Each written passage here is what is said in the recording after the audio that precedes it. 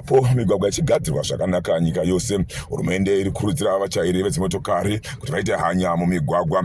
Mashoko auya mushure mekunge kwaita tsaona yakaitika kuGweru ine vamwe vanhu vakakwara nhasi vashanyirwa neveTraffic Safety Council of Zimbabwe vachivapa zvipo. Vamwe vacho vataurawo nenhepenyuro mafambiro akaita nyaya iyi. Zvichakadaro mutungamiri wenyika President Mnangagwa pavavhura nhasi mugwagwa ne43 km kubva muShirugi kunanga kuCheve Shirugi Mandamabwe, vakurudzirawo zvakare vachairi kuti vachaire dzimotokari zvakanaka. Ikozotatarisana nekisimusi ndoda kukumbira vachairi vezimota kuti haiwa kana warimwa wombomira kuchaira wozochaira wanaka. Mashoko aya atsinirwa zvakare naura minisa Felix Tapiwamona kurutaza kufambiswa kwezvinhu pamwe chete nezvivakwa. Kana kuti matita kuenda kuholiday muruda kuona matogets medu makamira maambulance, tinokuvimbisai baba sekutaura kwamaita muchaona maambulance kuitira njodzi dzinoitika mumugwagwa. Patinofamba mumugwagwa yedu ngatikoshesei upenyu. Pari zvino kana wapinda mumugwagwa